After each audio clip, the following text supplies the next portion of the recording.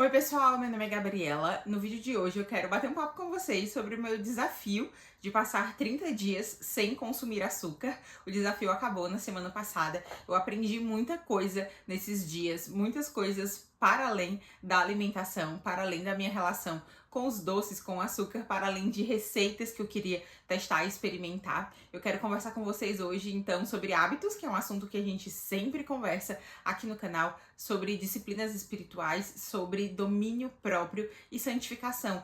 Acima de tudo, sobre como isso acontece no dia a dia, na vida comum, nas nossas pequenas escolhas do dia a dia. Às vezes a gente acha que a nossa vida espiritual é algo distante, que vai acontecer em grandes acontecimentos, mas aquelas pequenas escolhas diárias trabalham o nosso caráter, moldam quem nós somos, e a nossa santificação, no final das contas, vai ser trilhada aí, nessas pequenas escolhas diárias. Eu quero conversar um pouquinho sobre a minha trajetória pessoal envolvendo o açúcar e envolvendo tudo isso aí que eu acabei de falar pra vocês. Mas antes de começar a falar sobre isso, eu quero te lembrar de deixar um curtir, caso você goste do conteúdo desse vídeo, compartilha algum vídeo do canal, pode ser esse aqui ou algum outro vídeo do canal, com um amigo que precisa conhecer aqui o meu trabalho, o tipo de conteúdo que eu produzo. Aqui a gente fala sobre hábitos, sobre rotinas, sobre uma vida comum vivida diante de Deus. Então eu espero que você goste. Caso você seja novo, agora eu vou contar um pouquinho da minha história aí com o açúcar. Eu sempre fui uma formiguinha, sempre fui aquela pessoa que todo mundo parava, ai, isso aqui tá muito doce, ai, eu já comi ali sobremesa, e eu sempre tava lá repetindo. Então eu sempre preferi doce a salgado, por exemplo. E o mais recente capítulo da minha história aí com açúcar começou na gravidez. Eu já tava mantendo uma relação muito boa com a comida, eu tava com uma alimentação super saudável antes de engravidar, mas eu tenho uma tendência grande a engordar, e eu já tava um pouquinho acima do peso quando eu engravidei. Então, a cada consulta, as consultas são mensais, né? Ali nos primeiros, né, até quase o finalzinho da gestação, as consultas são mensais. E consulta após consulta, eu saía com o mesmo alerta da médica. Olha, você tem que cuidar do seu peso. E de fato eu consegui ali manter o meu peso durante a gravidez. Eu engordei 16 quilos, o que não é pouco, mas também não é muito, não é algo super exagerado. Mas eu tive que passar a gestação inteira com esse fantasma do peso, com medo de ter alguma complicação caso eu engordasse muito. E eu queria muito ter parto normal, e eu sei que até o peso é um fator ali determinante também para o sucesso das coisas ali, para o andamento das coisas. Eu tive uma gravidez bem saudável, bem tranquila, como eu disse, eu cuidei muito da minha alimentação, fiz exercício físico, e aí, quando o Timóteo nasceu, eu pensei, agora eu vou comer tudo que eu não estava comendo durante a gravidez. Eu estava restringindo bastante. Então, tudo que eu queria comer, eu comia, e na quantidade que eu queria. E de fato, ali no começo da gravidez, na verdade no começo ali, no puerpério, né, quando o bebê nasce, a gente tem muita fome por causa da amamentação. Então o ideal é que a gente coma coisas saudáveis e que coma realmente numa quantidade maior, porque aquele bebezinho ali vai demandar muito de você no começo. Então eu tive uma fome de leão e eu realmente estava comendo muito, só que eu comia coisas saudáveis e aproveitava para descontar todos os bolinhos que eu não comi, todo o brigadeiro que eu não comi, os cookies que eu não comi durante a gestação, eu tava comendo assim que o Timóteo nasceu. E quando ele nasceu, eu senti meio que um peso saindo das minhas costas, sabe? Pensando que, não tem mais um bebê dentro de mim, então eu não vou precisar mais me preocupar com parto, com quanto que eu vou estar pesando, se eu vou ter diabetes gestacional, não preciso mais me preocupar com nada disso. E aí, soma-se a isso o cansaço dos primeiros dias, os hormônios que estão meio doidos, flutuando ali no primeiro dia. Inclusive tem um relato aqui do meu puerpério, eu falo do puerpério e da amamentação aqui num vídeo no canal, vou deixar aqui nos cards pra você ir lá conferir depois, se você se interessa por esse tipo de assunto. Então, juntou tudo isso daí, né, com esse peso que saiu das minhas costas, de eu não precisar, né, teoricamente me preocupar tanto com o peso. E eu fui emagrecendo bastante ali no primeiro mês por causa da amamentação. Mas aí, à medida que as coisas foram se assentando, digamos assim, que a minha fome de leão foi passando ali do começo da amamentação, a minha fome passou a ser muito emocional. Porque vocês devem, né? Se vocês me acompanham desde antes do Timóteo nascer, vocês viram tudo que eu passei, as transformações que aconteceram na minha vida, que foram coisas muito boas, né? Mas a série de novidades que vem ali com ter um bebezinho do lado de fora, inclusive é uma coisa que eu digo muito. Estar grávida, pra mim, foi completamente diferente de ter o bebê fora da barriga. São coisas assim pra mim que eu não consigo nem conectar, sabe? São duas realidades pra mim. Foram duas realidades diferentes, né? Claro que eu já me conectava, eu sentia ali o bebê e tal na gestação, mas pra mim não teve nada a ver com o bebê fora da barriga, porque as demandas são muito diferentes. E por que que eu tô dizendo isso? Porque a minha relação com o açúcar, principalmente, né, com o brigadeiro, bolo, esse tipo de coisa, as coisinhas boas, doce, boa que a gente gosta, né, foi ficando desproporcional, foi ficando desequilibrada. Por quê?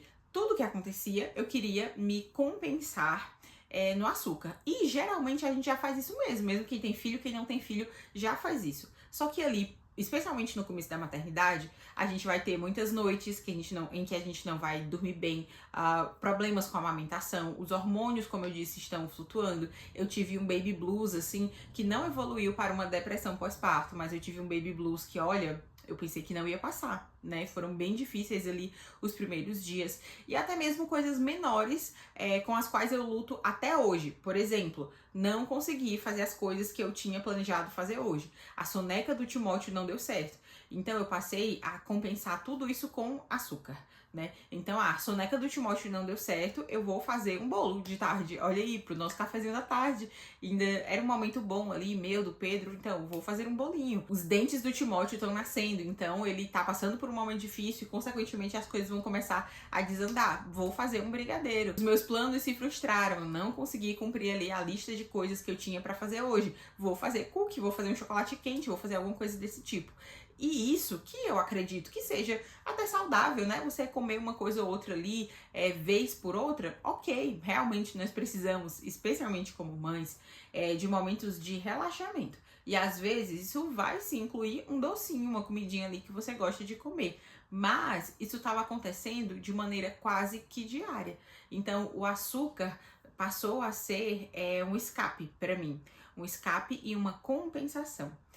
Uma frase que a gente pensa muito enquanto mães é eu mereço. Porque realmente, gente, a carga pode ser muito grande, né? A nossa vida muda muito e o egoísmo sai assim na base do sacrifício ou dos sacrifícios que você precisa fazer ali pelo seu filho. E eu não falo isso como uma coisa pesada, mas como uma coisa natural. Então, se antes eu queria ir para canto tal, eu ia para canto tal, eu queria fazer isso e depois isso eu fazia, eu controlava muito a minha rotina. E a maternidade vem para nos mostrar que a gente não controla tanto assim as coisas e você passa a colocar a vida de um serzinho ali em primeiro lugar. Então isso não é ruim, não é uma cruz que você tem que carregar. Na verdade é uma coisa boa. A gente aprende a realmente colocar o outro em primeiro lugar e isso, olha, tem vários processos maravilhosos que vêm a partir disso. Só que em contrapartida, né, por ser algo cansativo, por ser algo que demanda muito de você, a gente acaba pensando muito,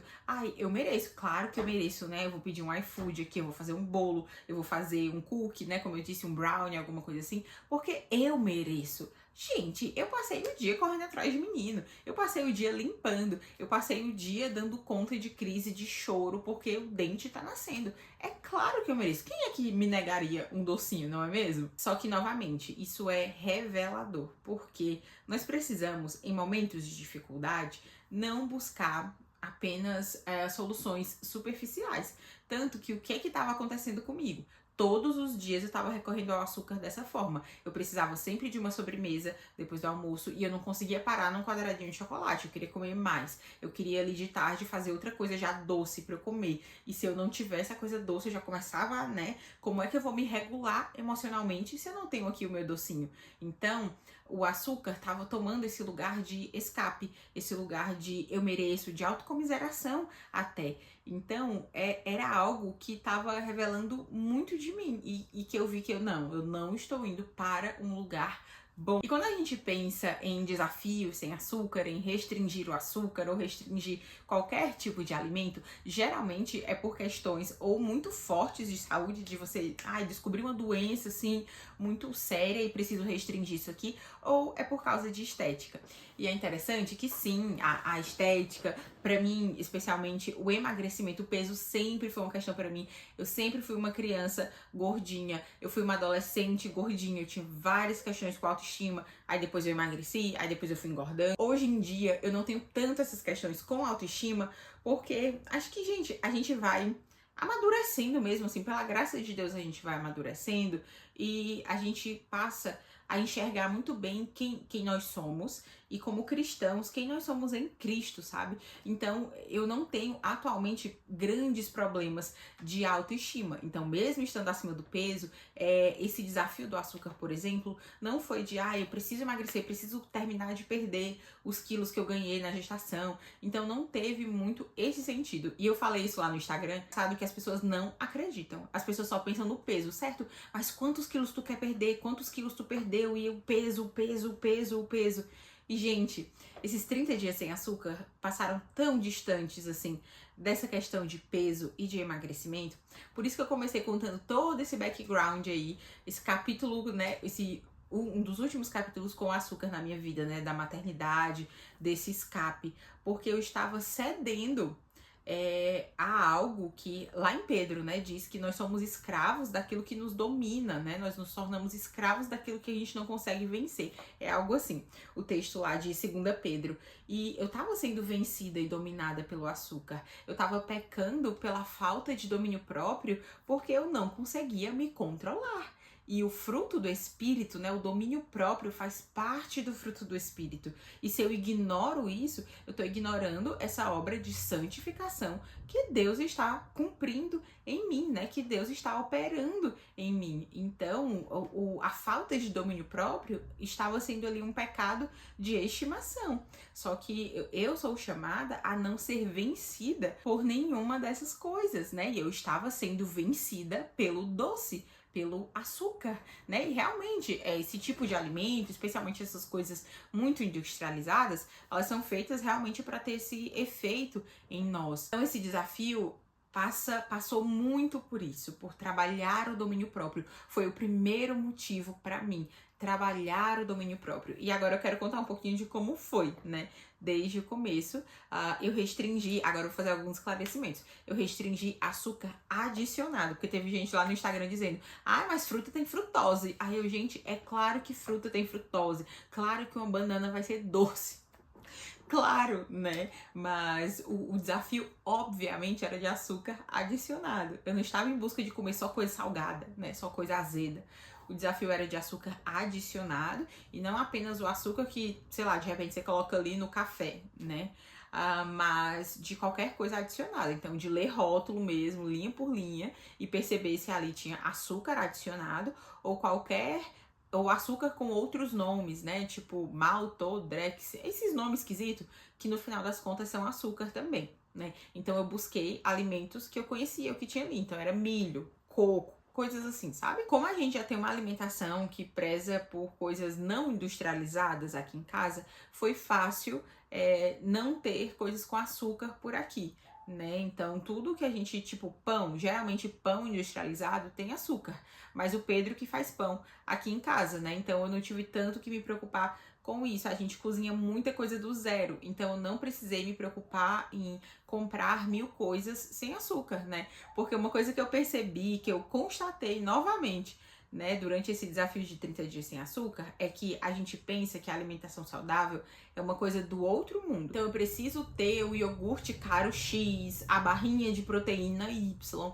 mas no final das contas, gente, ovo, leite, manteiga, essas coisas assim, são simples, né? Claro que tem coisas mais caras, coisas mais baratas, mas se a gente parar pra pensar, às vezes a gente fica buscando muito o iogurte tal, o whey tal, e não foca no simples, né? No ovo, no bife, no arroz, no feijão. Esse tipo de coisa que a gente sabe que é comida de verdade, né? Então me perguntaram, Gabi, mas como é que tu sabe o que que tem e o que que não tem açúcar? Gente, eu vou pelo que eu sei. Então se eu compro uma lata de milho e tem só milho e água, é milho e água. Eu sempre prezo por, enfim, coisas mais limpas possível, né? Aí, esse foi o desafio e era de passar 30 dias. Os primeiros dias foram os piores. Eu senti muita dor de cabeça. Eu até comentei em alguns dos vlogs. Eu senti muita dor de cabeça. Eu senti fraqueza, desânimo. Gente, parece que eu tava com depressão, de verdade. É o corpo entrando nesse estado de abstinência, né? Então, eu senti muita dor de cabeça, eu fiquei meio fraca, até com dor pelo corpo, sabe? E tudo isso efeito da falta de açúcar. E a primeira semana foi a mais difícil com relação a esses sintomas. E já na primeira semana eu comecei a buscar algumas receitinhas que eram doces, né, ou bolinho, alguma coisa assim, sem açúcar. Então não é que eu estava eliminando o sabor doce da minha vida. Eu queria, como um segundo objetivo, buscar aproveitar o sabor natural, doce das coisas. Então, das frutas, de coisas, né, frutas secas, tipo uva passa. Então eu queria readaptar o meu paladar para não me contentar só com o brigadeiro, pudim, né? E sim com o dulçor, né? Natural das coisas. Então, esse objetivo foi muito bem sucedido para mim, porque eu fiz várias receitinhas, compartilhei aqui com vocês, compartilhei no Instagram, várias receitinhas que não levavam açúcar, né? E foi ótimo, porque aí o Timóteo pode comer também, já que ele não consome açúcar, né? Ele tem menos de 2 anos, então foi ótimo para eu incluir aqui em casa esse tipo de receita que não vai açúcar, né? Então, a gente quer comer um docinho ali numa quarta-feira. Eu não preciso fazer um brigadeiro, né? Eu posso fazer um docinho, uma receita, uma sobremesa, um bolinho que não vai açúcar e posso restringir o lugar do açúcar nas nossas vidas, né? Então, também teve essa questão familiar de melhorar como um todo a alimentação aqui de casa no que diz respeito a açúcar, porque o Pedro não é muito chegado em doce, mas se eu fizer ele come, né? Então, eu busquei exercitar a criatividade para que eu tivesse um repertório maior de, eu quero fazer um bolo, quero fazer um docinho, usar fruta, usar coisas que são naturalmente doces. E aí, voltando, né? Essa primeira semana foi a mais difícil. A segunda semana já deu uma melhorada. Eu já não ficava, assim, o dia inteiro pensando em doces. E também não ficava pensando, meu Deus, ainda falta muito tempo, eu vou morrer, eu não vou aguentar. Então, essa segunda semana foi mais de boa com relação a essa necessidade desenfreada de comer coisas doces. Mas, ao mesmo tempo, eu continuei sentindo dor de cabeça, uma fraqueza, sabe? Um desânimo aí nessa segunda semana também. A partir da terceira semana, esses sintomas de dor de cabeça, essas coisas cessaram completamente. E o que aconteceu também foi que eu esqueci do desafio. Esqueci no sentido de que eu não precisava ficar, ai meu Deus, mais um dia, falta mais uma semana, mais 2 semanas. Então foi algo meio que natural. Eu não ficava mais pensando qual seria a próxima oportunidade de comer alguma coisa doce. E uma coisa que aconteceu também nessa terceira semana foi que eu parei de sentir tanta necessidade de fazer essas receitinhas, sabe? Então na primeira semana eu queria fazer bolo de banana quase todo dia, porque eu preciso aqui comer alguma coisa minimamente doce. E aí já nessa terceira semana eu não precisava ficar fazendo bolo de banana, não precisava ficar fazendo docinho sem açúcar, né? Até o lugar dessas receitas meio que também foi diminuindo aqui em casa, porque eu não sentia essa necessidade tão grande. E a última semana foi a mais de boa, de verdade. Esquecia do desafio, foi a mais de boa. Eu não precisei ficar de novo me preocupando, eu até diminuí a quantidade de receitas que eu fazia. E eu vi que o dia estava chegando ali, então foi maravilhoso, sabe? Nessa última semana eu percebi a minha vontade, o meu domínio próprio muito fortalecido, né? Porque eu sabia que não, o açúcar não me domina, né? Eu preciso colocar, dizer qual é o lugar dele na minha vida. Ele não me domina e ele não vai ser mais algo diário aqui em casa. Vai ser uma exceção, vai ser uma sobremesa de domingo, vai ser um bolo numa sexta-feira, mas não vai ser mais um bolo na segunda, um brigadeiro na terça, um brownie na quarta, uma canjica na quinta, né? Não vai ser mais o que dita as coisas aqui em casa.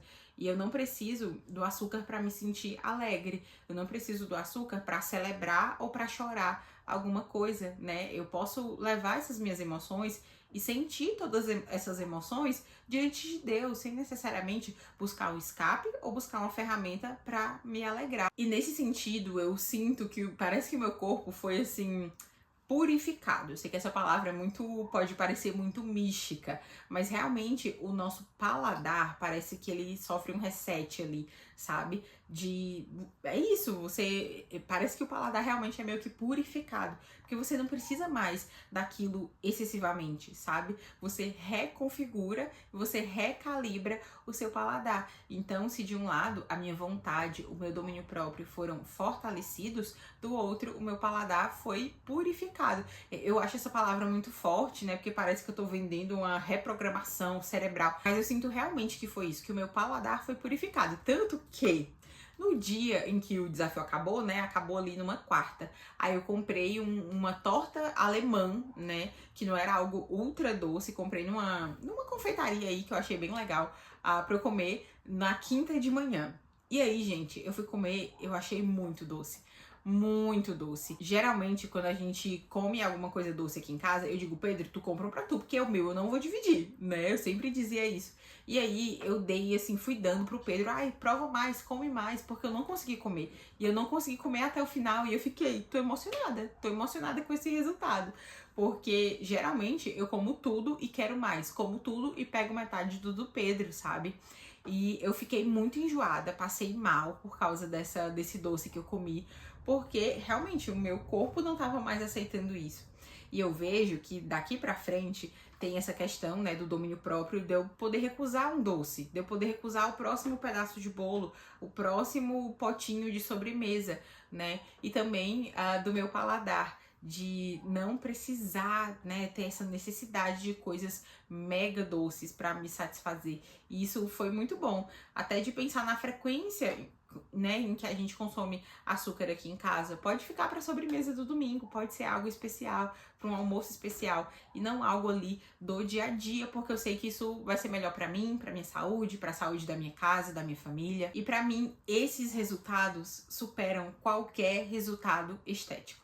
Qualquer resultado estético, porque se eu estivesse buscando só um resultado estético, eu podia ali emagrecer X quilos e ganhar tudo de novo. E mesmo que eu não ganhasse, o que eu queria mesmo era transformar a minha mente e o meu coração, não pelo meu próprio esforço, mas por fazer aquilo que Deus diz. E não é que Deus diga, não comerás açúcar, mas a Bíblia nos ordena, né, cultivar ali o fruto do Espírito, incluindo o domínio próprio. E na minha vida, na minha circunstância, por causa desse contexto que eu comentei com vocês, eu estava sendo dominada. Então, dizer não para o açúcar por 30 dias fortaleceu esse domínio próprio e me trouxe esses frutos maravilhosos, sabe? Maravilhosos. Foi difícil, foi algo difícil, especialmente quando eu saía, quando eu ia para casa de alguém, quando eu ia para algum rolê, né, de igreja e tal, que tem coisas maravilhosas, gostosas para comer.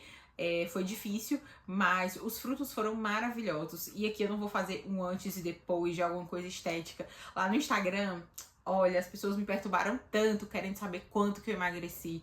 Mas, de verdade, eu não acho que seja algo ruim você fazer isso para emagrecer de maneira alguma. Inclusive, eu quero perder alguns quilos ainda. Mas esse não foi o meu objetivo, né? Então eu não quero comentar isso no sentido de que, vou fazer aqui um antes e depois, pra vocês verem como foi que eu afinei, como foi que, né? Todo mundo falou do meu rosto, dizendo que o meu rosto deu uma afinada. E eu realmente acredito que eu dei uma desinchada. Mas os objetivos estéticos, nesse caso, não foi o meu principal objetivo, né? Quem sabe aí, quando eu encarar de vez o resto dos quilos que eu preciso perder, eu trago aqui realmente um diário da dieta. Eu acho que isso faz parte das nossas vidas e que a gente precisa cuidar, assim, do nosso corpo e da nossa saúde e que também não há problema algum em buscar resultados estéticos. Mas eu, de verdade, eu me sinto fortalecida, com a vontade fortalecida e com o meu paladarzinho purificado. E as coisas aqui em casa têm andado muito bem, né, com esse tipo de redução aí de açúcar, que já era algo que a gente não consumia muito, né, mas que eu vinha aí usando como escape, como desculpa, como fonte da minha alegria e de tudo mais que acontecesse na minha vida. Eu espero que vocês tenham gostado de saber um pouquinho dessa minha história, da história aqui com o desafio. Me contem aqui embaixo se vocês já fizeram alguma experiência desse tipo, o que vocês costumam restringir. Para mim, o açúcar e as redes sociais, por exemplo, que eu faço aqui aos domingos, né, que eu já comentei várias vezes, são duas coisas que me ajudam muito a cultivar bons hábitos, a crescer em santidade também, porque a nossa vida espiritual abarca tudo aquilo que a gente faz, das pequenas coisas às grandes coisas, que é o que eu sempre falo aqui no canal. É isso, eu espero que vocês tenham gostado desse vídeo. Eu quero agradecer aos apoiadores aqui do canal que têm me encorajado e me permitido continuar compartilhando conteúdo sobre hábitos, rotina, sobre a vida comum vivida diante de Deus aqui na internet. Muito obrigada, pessoal. É isso, até o próximo vídeo. Deus abençoe você.